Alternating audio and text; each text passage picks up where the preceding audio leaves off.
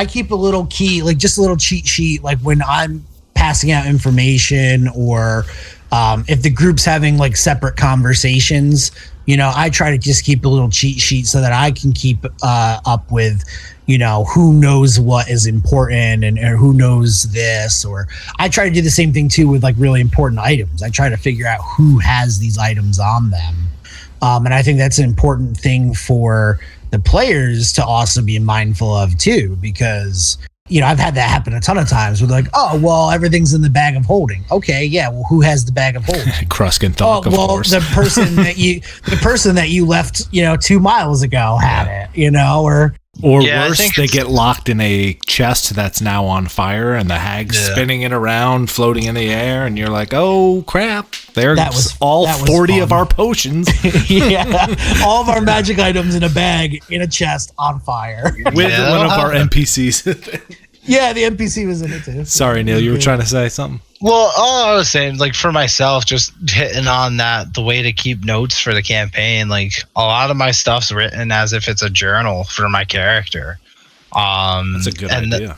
And it allows for that, like, that heavy RP. And I use, you know, not aspects of what me as a player knows what it is. Like, I use kind of what my character calls it. One of the things is we fight Rakshasas as a big fiend, and we've labeled them backwards kitty paw hands. Everywhere in my notes, they are called backwards kitty paw hands. Yes. It's just because Neil can't spell Rakshasa. But. That's not true. I have the ABCs of Dungeons and Dragon monsters, and Rakshasa is in it. Okay. It's the one that starts with Q, right, Neil? Exactly. Is that how you Brief find shark.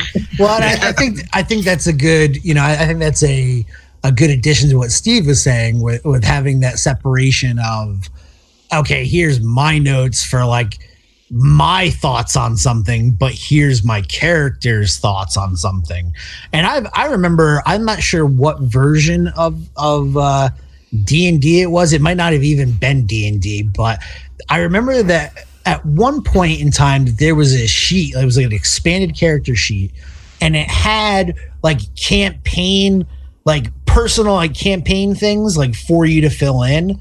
And it was for you to be like, yeah, I defeated the vampire. Oh, that was the 6 or 8 page character sheets. Yeah. No, no, I know exactly what you're thinking of. You're thinking of the Pathfinder character folio, which is a 16 page. I never played Pathfinder. No, but we downloaded it and printed it out for D&D. Yeah.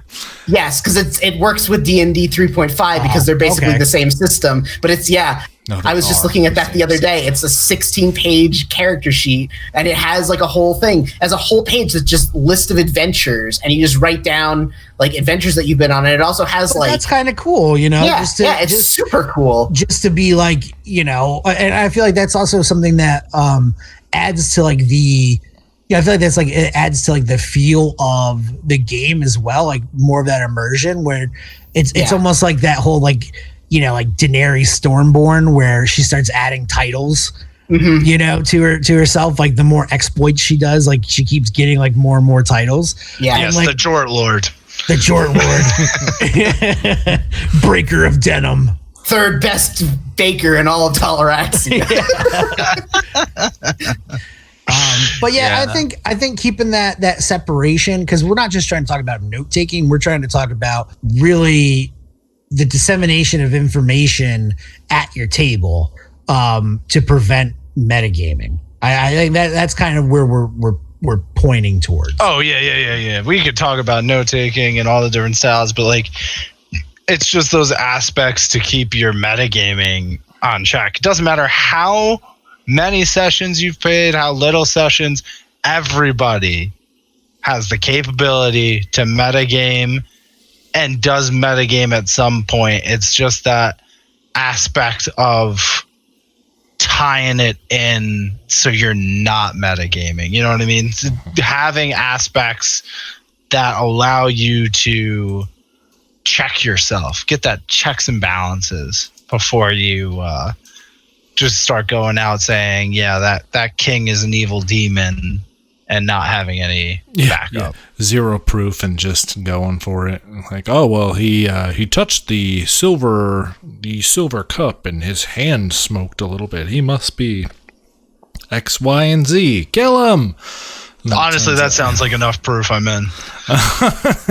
Meanwhile, the silver chalice had dry ice in it, and it was just a stage prop. No, you killed an innocent. Or maybe he's a witch. You killed an innocent thespian.